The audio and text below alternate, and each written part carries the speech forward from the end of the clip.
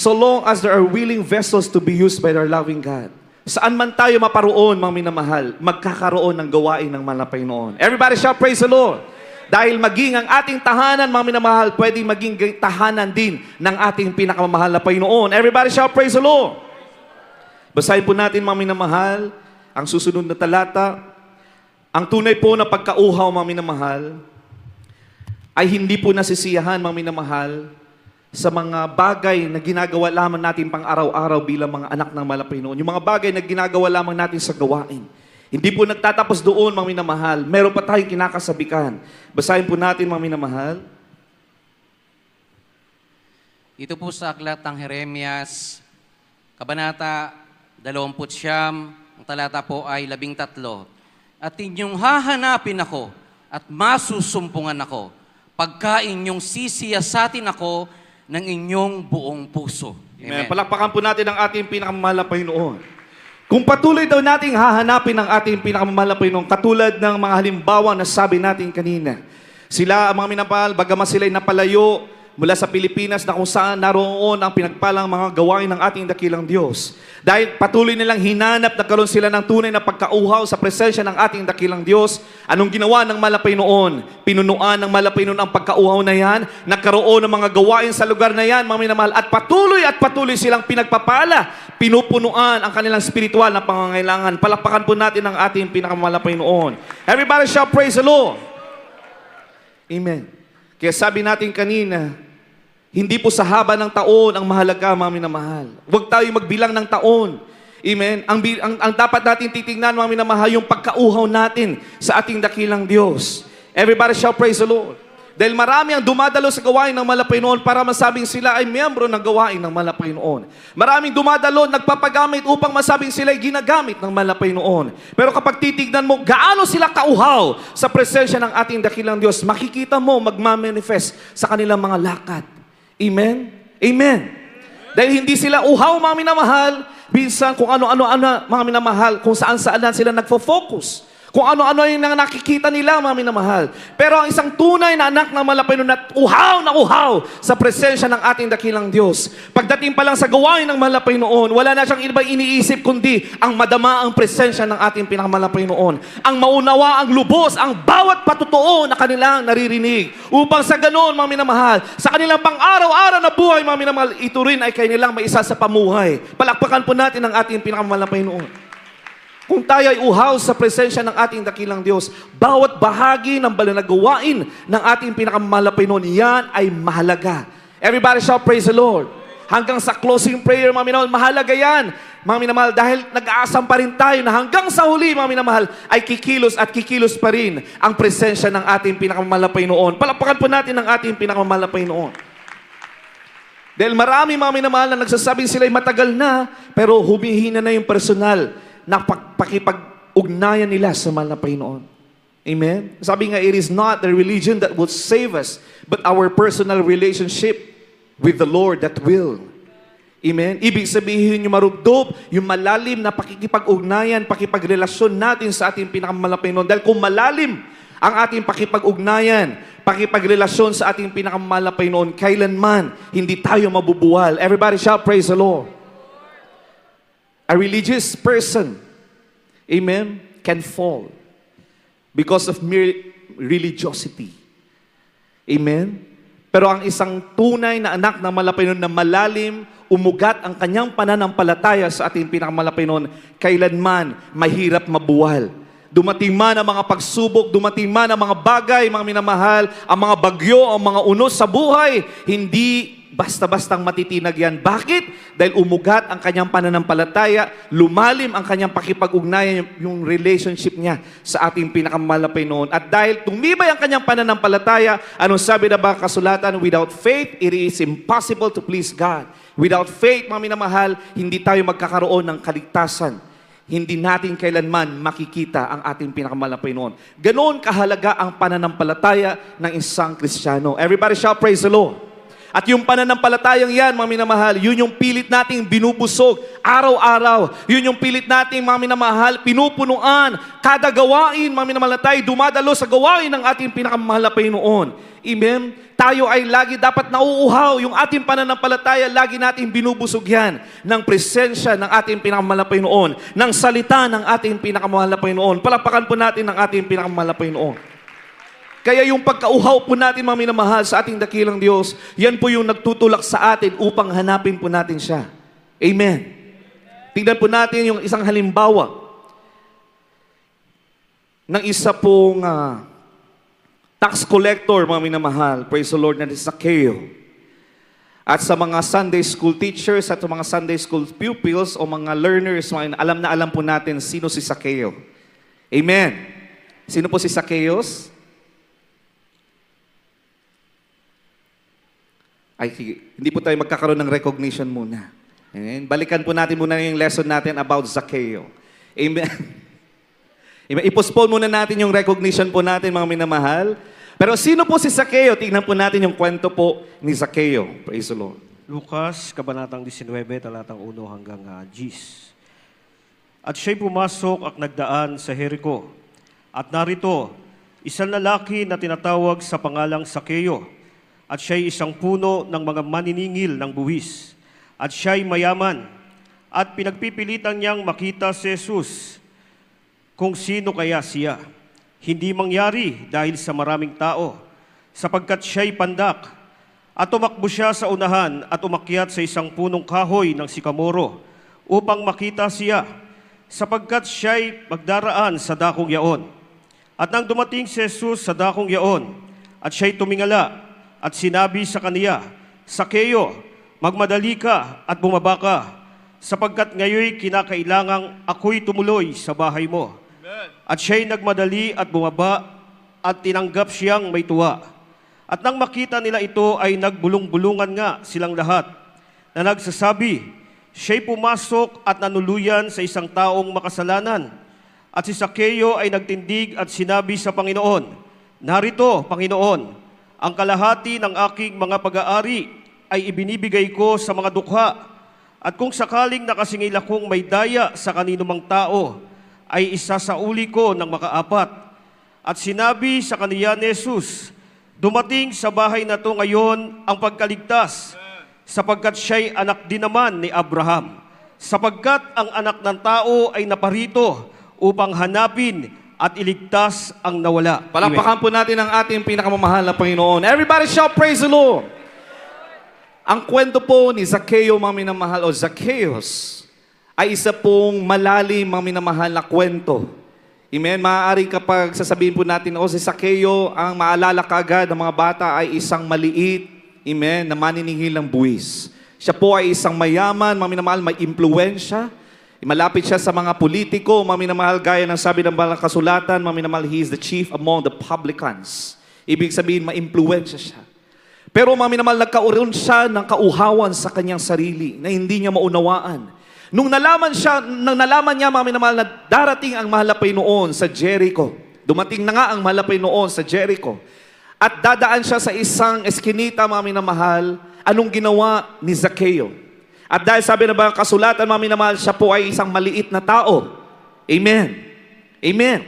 Maliit na tao si Zaccheo. At imagine lang po natin, mga minamahal, sa dami ng mga tao na gustong makita ang mahal na Panginoon, mga minamahal, hindi niya makita dahil maliit nga po siya. Punong-puno, mga minamahal, yung lansangan ng kung saan daraan ang mahal na Panginoon. Noong panahon na yon, dahil nagkaroon siya ng kauhawan, mga minamahal, nagkaroon siya ng desire, sino ang mahal na Panginoon ito? Anong ginawa niya, mga minamahal? Hindi niya inisip ang kanyang pagkatao. Hindi niya iniisip kung ano at sino siya, mga minamahal. Amen. Hindi niya iniisip, mga minamahal, siya ay mayaman. Hindi niya iniisip kung ano siya. Anong ginawa niya, mga minamahal? Binaba niya ang sarili niya, tumakbo siya sa isang puno ng sikamoro, mga minamahal. At anong ginawa niya roon? Siya ay umakyat. At noong siya ay umakyat, mga minamahal, nakita ng mahal na Panginoon, naramdaman ng mahal na Panginoon ang kanyang pananampalataya. Nakita at naramdaman ng mahal na Panginoon ang pagkauhaw ni Zaccheo. Palakpakan po natin ang ating pinakamahal na Panginoon. Everybody shout, praise the Lord! Nakilala ng mahal na Panginoon ang paghahangad ni Zaccheo na makilala ang ating pinakamahal na Hesus Kristo. Naramdaman ng mahal na Panginoon. Kaya anong sabi dito, mga minamahal? Zaccheo, bumaba ka. Palapakan po natin ang ating pinakamahal na Panginoon. Amen?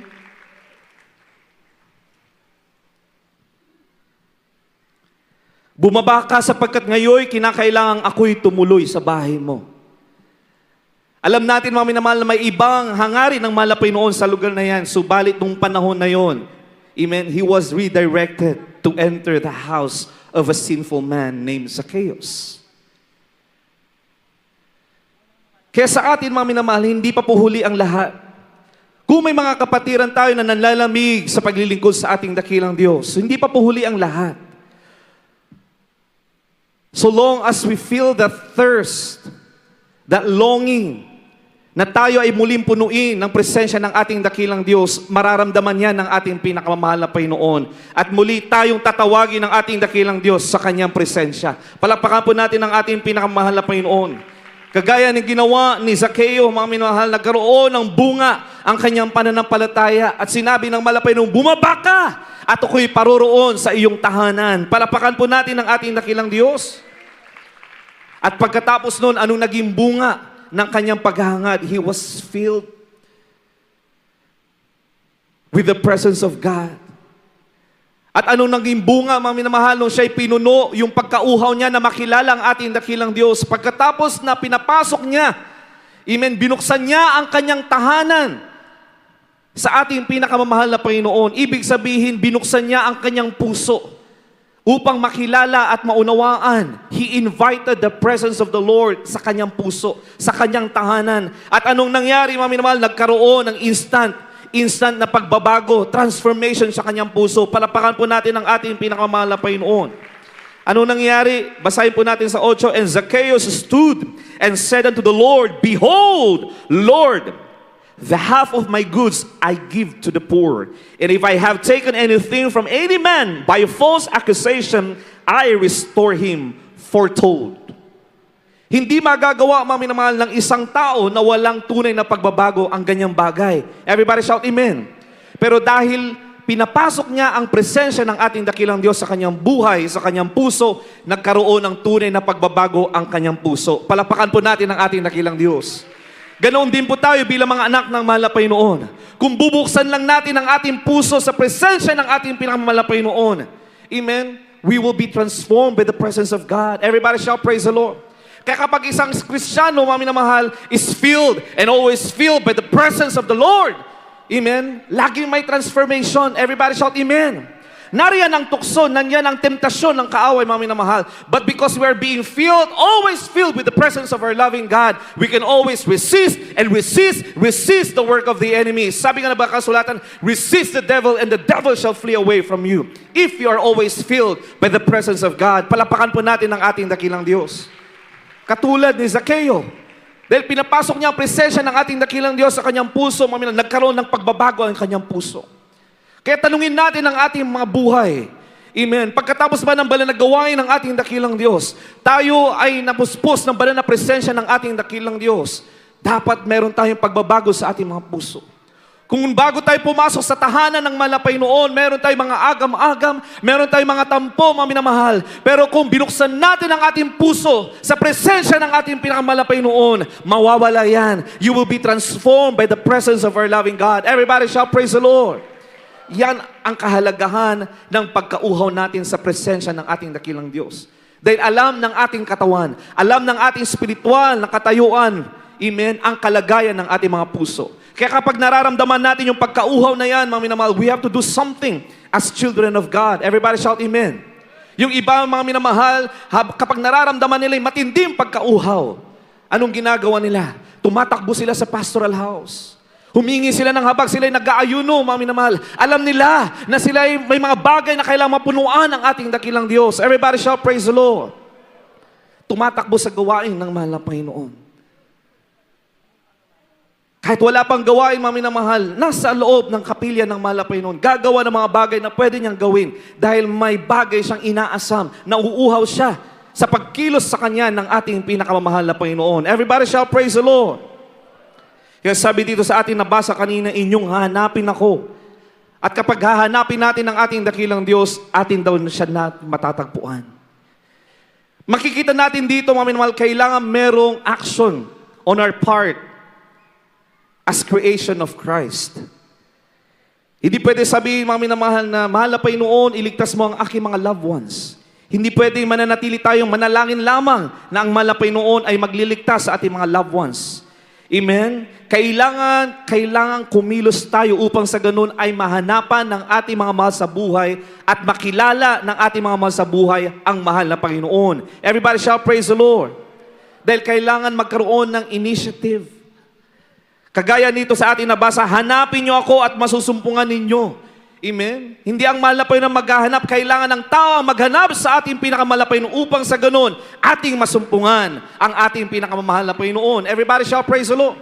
Kaya nung sabi ng ating ginagalang mga pastor, minsan pahihintulutan ng ating dakilang Diyos na magkaroon ng mga dilubyo, ng mga sakuna, ng iba't ibang mga karamdaman, ng mga problema ang tao. Bakit? Upang kanilang hanapin at masumpungan ang mahal na Panginoon. Everybody shout, praise the Lord. Dahil kailangang hanapin ng tao. Dahil binigyan ng mahal na Panginoon ng tao ng freedom to choose. Yung tinatawag na free will.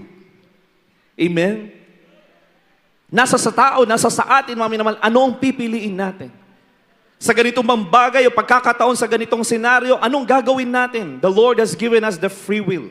Are we going to choose to trust the Lord or trust our ability? Lagi tayong may choice. Kaya ang dalangin natin, mga minamahal, kaya kailangan natin yung presensya ng malapay noon. Dahil kung we are always filled by the Spirit of our loving God, didiktahan tayo, tutulungan tayo ng presensya ng ating dakilang Diyos upang sundin at gawin kung ano yung nararapat ayon sa kalooban ng ating dakilang Diyos. Palapakan po natin ang ating pinakamahal na Panginoon. Pero kung malayo tayo sa presensya ng ating pinakamahal na Panginoon, there's a big tendency, there's a great tendency na ang masusunod ay yung kalooban natin. Amen. Patulad yung isang Kristiyano, amen, naghahangad, mahal na Panginoon, gusto ko ng ganito. Gusto ko magkaroon ng ganito. Imbis na idulog niya ang lahat sa ating pinakamahal na Panginoon at unahin ang kalooban ng ating pinakamahal na Panginoon, magpakainit, magbigay, magtapat sa gawain ng mahal na Panginoon ang kanyang inuna. Amen? Magtrabaho. Hanggang sa unti-unting nawalay na sa paglilingkod sa mahal na Panginoon dahil inuna dahil gusto niya marating o makuha yung kanyang hinahangad. Nagkaroon siya ng choice. Pero yung choice niya, mga minamahal, napalayo siya sa presensya ng mahal na Panginoon. Minsan, ipaparamdam ng mahal na Panginoon yung matinding pagkauhaw sa mahal na kapatid na ito. Dahil napalayo siya sa presensya ng ating dakilang Diyos, inuna niya ang sariling katwiran, mga minamahal, bagamat naroon ang kanyang pagsusumikap, naroon ang kanyang yung talagang matinding pagtatrabaho niya upang kanyang makamit yung kanyang hinahangad. Ipaparamdam sa kanya ng malapay noon, there's always emptiness. Bagamat makukuha niya ang kanyang hinahangad, mga minamahal, ipaparamdam ng malapay noon sa puso ng ating mga kapatid, laging may kulang. Everybody shout amen. At kung naramdaman natin, mga minamahal, na may emptiness sa ating puso, yan ay malinaw na pahiwatig mensahe ng ating dakilang Diyos. Kailangan natin bumalik sa presensya ng ating pinakamahal na Panginoon. Minsan, hindi rin ibibigay ng mahal na Panginoon. Daraan tayo sa mahabang proseso. Proseso ng pagdidisiplina ng mahal na Panginoon bago ibigay ng mahal na Panginoon yung mga bagay na ating hinahangad. Pero kapag ang pinili natin ay ang kalooban ng mahal na Panginoon, nagpakainit tayo sa ating pinakamahal na Panginoon, nagpatuloy tayo sa paglilingkod sa mahal na Panginoon, nagtapat kahit na maliit ang ating kinikita, mga minamahal, ipapakita ng mahal na Panginoon ang kanyang kapangyarihan. Ipapakita ng mahal na Panginoon ano ang kanyang dakilang kalooban. Palapakan po natin ang ating dakilang Diyos. Ipapakita ng mahal na Panginoon na yung ating hinihingi ay ayon o hindi ayon sa kanyang kalooban. Kaya minsan, mga minamahal, may mga bagay tayong hinaasam, hinihingi o dinadalangin, hindi ipinagkaloob ng mahal na Panginoon. Pero dahil inuna natin ang kalooban ng mahal na Panginoon, nagkakaroon tayo ng malinaw na kaunawaan. Bakit hindi ibinigay ng mahal na Panginoon? Everybody shout praise the Lord. Dahil inuna natin ang kalooban ng mahal na Panginoon. Pero kung hindi natin inuna ang kalooban ng mahal na Panginoon, kung hindi natin makakamit yung bagay na ating inaasam o pinadalangin, mga minamahal, ang tendency, we will question the power of the Lord. Mahal na Panginoon, akala ko ba totoo ka sa Diyos? Akala ko ba totoo ka na aking pinaglilingkuran sa gawain ito? Akala ko ba ganito? Dahil inuna mo ang sarili mo, hindi mo lubos na maunawaan ang kasagutan ng mahal na Panginoon. Pero kung inuna mo ang kalooban ng mahal na Panginoon, nagpakainit ka, you're always filled with the presence of God. Ano man ang magiging kasagutan ng mahal na Panginoon, oo o hindi, magkakaroon tayo ng kalinawanagan. Magiging malinaw sa atin ang kasagutan ng ating dakilang Diyos. Magpapatuloy pa rin tayo sa paglilingkod. Papasalamatan pa rin natin ang ating pinakamamahal na Panginoon. Palakpakan po natin ang ating dakilang Diyos. Everybody shall praise the Lord. Kaya yung tagpong ito ni Zacchaeus sa ating pinakamamahal na Panginoon, dito po natin mapapatunayan na ang mundo ay hindi kayang pumawi sa espiritual na uhaw ng isang tao. Amen? Bagamat siya ay mayaman, amen, maimpluwensyang tao, hindi kailanman napunuan ang kanyang pagkauhaw. Palakpakan po natin ang ating pinakamamahal na Panginoon. Dahil minsan ang tao naghahangad na maraming bagay upang sila po o mapunuan ang kanilang pagkauhaw. Sa pamamagitan ng kayamanan, sa pamamagitan ng impluwensya, amen, kaaliwan, in different entertainments, in several forms, mga minamahal. Yan ang hinahanap ng tao dahil alam ng katawan nila, alam nila, mga minamahal, sa kanilang mga puso, merong kakulangan. There's always emptiness. Kaya pilit nilang pinupunuan ito sa iba't ibang mga kapamaraanan. Sa salapi, mga minamahal, sa impluensya, sa pagkilala or fame, sa lahat ng mga bagay na kayang gawin ng mundo. Pero lagi nating iisipin ang katotohanan ito. Amen? Ang tanging magpupuno ng kauhawan ng kaluluwa ay ang mahal na Panginoon Jesucristo. Everybody shall praise the Lord. Yan ang katotohanan, mga minamahal, na pilit na iniiwasan ng mundong ito. Pero yan ang katotohanan na makapagliligtas sa sangkatauhan. Everybody shall praise the Lord. Kagaya ng ating basahin po natin, Jeremias 2:13. Praise the Lord.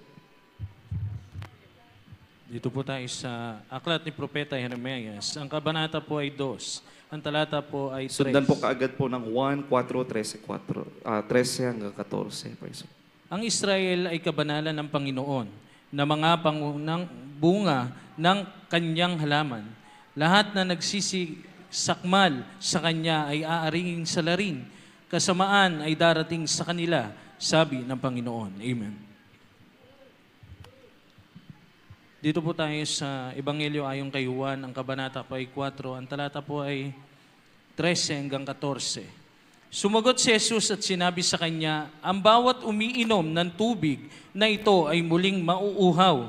Datapot ang sinumang umiinom ng tubig na nasa kanya ay aking ibibigay ay hindi mauuhaw magpakailanman. Ngunit ang tubig na sa kanya ay aking ibibigay ay magiging isang balon ng tubig na bubukal sa kabuhayang walang hanggan. Palakpakan po natin ang ating pinakamamahal na Panginoon. Amen? Tanging ang mahal na Panginoon magpupuno. Tanging ang mahal na Panginoon makapagbibigay ng tubig upang hindi tayo muling mauhaw sa Kanya. Everybody shall praise the Lord. Kaya kapag nasa atin ang presensya, lagi nasa atin ang presensya ng mahal na Panginoon, lagi tayong busog. Amen? Lagi tayo, mga minamahal, pinupuno ng presensya ng mahal na Panginoon. Amen? Lahat ng mga hangarin natin, lahat ng mga hakbangin natin, ay ginagabayan tayo ng ating pinakamamahal na Panginoon dahil pinupuno tayo ng tubig na nagmumula sa ating pinakamamahal na Panginoon. Everybody shall praise the Lord. Amen? At dito po sa 2:13 ng Jeremias kanina, ang sabi dito, sapagkat ang bayan ko ay nagkamit ng dalawang kasamaan. Kanilang iniwan ako na bukal ng buhay na tubig. Iniwan nila ang mahal na Panginoon. Kinalimutan nila ang ating pinakamamahal na Panginoon. At ano nangyari? Sila ay nagsigawa sa ganang kanila na mga balon, na mga sirang balon na hindi malalamnan ng tubig. That is the consequence if man will continue to pursue his personal desire, his own ways. Everybody shout amen. Para silang naghuhukay daw ng balon na hindi kailanman mapupuno. Amen? Para kang naglalagay daw ng tubig sa isang timba na merong butas. Amen? Pagkalagay mo, kahit na anong gawa mo, na mahal, ilang taon mo nang pinupuno dahil may butas, hindi yan mapupuno. Ganoon daw ang isang tao na pilit nila na nilalayuan ang kalooban ng ating dakilang Diyos. Pilit nilang nilalayuan ang presensya ng ating dakilang Diyos. Yan ang mangyayari sa atin kung pilit nating iiwasan, lalayuan ang kalooban ng ating dakilang Diyos sa ating buhay. Everybody shall praise the Lord. Pero dahil mahal tayong lahat ng ating pinakamamahal na Panginoon at niligtas tayo sa mga naunang mga panalangin at pagtuturo ng ating beloved parents in the Lord, darating ang araw, ibabalik at ibabalik din tayo sa presensya ng ating pinakamamahal na Panginoon. Everybody shall praise the Lord. That is if we are willing to go back to the presence of the Lord. Kaya napakahalaga yung willingness ng isang Kristiyano, ng isang mananampalataya, mga minamahal. Kaya kapag tayo ay nauuhaw sa ating dakilang Diyos, amen, nagbabago yung ating mga panalangin, nagkakaroon tayo ng pagkagutom sa Kanyang banal na salita. Kagaya ng ating mga nabasa, mga minamahal, habang tayo ay lumalalim ang ating pakipag-ugnayan sa ating pinakamamahal na Panginoon, lumalalim yung ating pananampalataya, umuugat ang ating pananampalataya, the more that we desire for spiritual things than material things. Everybody shall praise the Lord. Kaya minsan wag natin pagtakahan, mga minamahal. Nung una, marami tayong mga hinahangad sa buhay. Pero habang tayo umiinit, at habang tayo ay nagtatagal o tumatagal sa gawain ng ating dakilang Diyos, nagkakaroon ng mga pagbabago. Yung mga bagay na inaasam natin, minsan nagbabago yan. At mas ininanais natin, mga minamahal, yung mga mas espiritual na bagay. Yung mga pakinabang sa ating pananampalataya. Yung mga pakinabang, mga minamahal, sa ating paglilingkod, sa ating pinakamamahal na Panginoon. Amen? Huwag natin pagtakahan yun, mga minamahal. Ibig sabihin, kumikilos ang Espiritu ng ating dakilang Diyos sa ating buhay. Everybody shall praise the Lord. Dahil meron pong isang nagpa-counsel, mga minamahal, sabi niya, hindi ko alam kung baka mamaya katamaran ko na ito. Sabi ko, bakit mahal na kapatid? Dahil yung desire niya noon, mga minamahal, dahil maraming mga offers sa kanya na trabaho, dahil binigyan din siya ng katalinuhan ng mahal na Panginoon. Amen? At bagamat kabi-kabilaan yung mga offers sa kanya ng mga trabaho, dahil siya ay ginagamit bilang mga awit ng ating dakilang Diyos, tina-turn down niya yon. Pinipili niya kung saan siya yung hindi magiging hadlang yung pagpapagamit niya sa mahal na Panginoon. Kaya sabi niya sa sarili niya, hindi ko alam kung katabaran ba ito, na tinatanggihan ko ang pagpapala ng mahal na Panginoon. Sabi ko, mahal na kapatid, dahil yan ay ginagamit ka ng mahal na Panginoon, inumuuna mo ang kalooban ng mahal na Panginoon, kaya ginagabayan ka rin ng mahal na Panginoon. Amen? Na hindi ka mapahamak sa trabaho na iyong papasukan. Amen? At dahil pinili niya at inuna niya ang kalooban ng mahal na Panginoon, hindi siya nag-asam ng mga magagandang mga offers. Amen? Sa kabila ng mga magaganda ng offer na yan, alam niya na mapapahamak ang kanyang pagpapagamit, maapektuhan ang kanyang pagpapagamit sa mahal na Panginoon. Pinili niya yung trabaho na bagamat maliit ang kita, amen, mababa ang sweldo, pero hindi siya makakaliban sa gawain ng mahal na Panginoon. Hindi maapektuhan yung pagpapagamit niya sa harapan ng ating dakilang Diyos, mga minamahal. Dahil meron siyang pagkauhaw na siya'y laging punuin ng presensya ng ating dakilang Diyos. Anong ginawa ng mahal na Panginoon? Lalo siyang inangat. Amen? Bagamat iisa lang yung trabaho niya, tinurn down niya yung ibang mga offer, pwede siya magkaroon ng multiple jobs, mga minamahal, pinili niyang isang trabaho, inangat siya ng inangat na malapay, piniremote siya, hanggang sa yung sweldo niya, mga minamahal, kapalit ng 4 na trabaho. Palakpakan po natin ang ating pinakamamahal na Panginoon. Lubos siyang pinagkatiwalaan ng kanyang boss, na tilabag parang siya na yung manager, siya na yung nag-schedule. Siya na yung naggumagawa ng schedule ng kanyang trabaho. Papasok siya o hindi, meron pa rin siyang sweldo. Palakpakan po natin ang ating dakilang Diyos. Yan ay dahil inuna niya ang kalooban ng mahal na Panginoon sa kanyang buhay. Hindi siya natakot. Amen? Yan minsan yung magaganap, mangyayari sa atin. At huwag natin pagtakahan yan, mga minamahal. Kung minsan may mga opportunities na dumarating sa atin, tatanggihan natin yan. And then magugulat tayo, bakit natin tinanggihan yun? Baka pagpapala yun ng mahal na Panginoon. Pero makikita natin, mga minamahal, dahil laging sa isip natin, ayaw ko na mapapalayo sa iyo, mahal na Panginoon. Ayaw ko na mabawasan ang aking ninga sa paglilingkod sa iyo, mahal na Panginoon. Ipapakita ng mahal na Panginoon, papaunawa ng malinaw sa atin ng mahal na Panginoon na yung desisyon na yung ginawa ay kalooban ng ating pinakamahal na Panginoon. Everybody shout, praise the Lord. Amen. Pupunuin tayo ng higit pa sa ating pangangailangan. Katulad ni Job. Basahin nyo na lamang po sa inyong mga tahanan, Job chapter 23 verse 12. Amen. Higit pa sa aking kakailanganin o kinakailangang pagkain. Dahil sa matinding pagkauhaw niya sa ating pinakamahal na Panginoon, naghangad siya ng higit pa sa pagkain. At pinunuan yun ng ating pinakamamahal na Panginoon. At anong nangyari kay Job?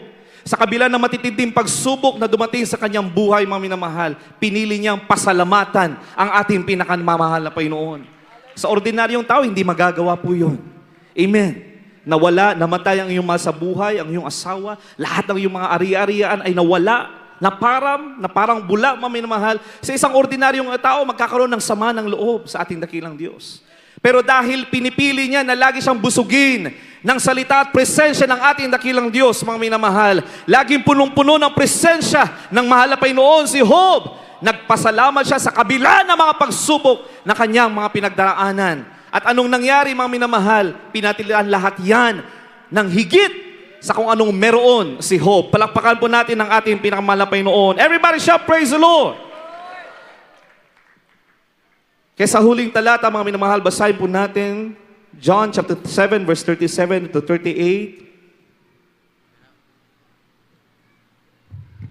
Magsipanhada po mga mga awit, mga manunugtog. Ito po tayo sa 1, Kabanatang 7, talatang 37 hanggang 38.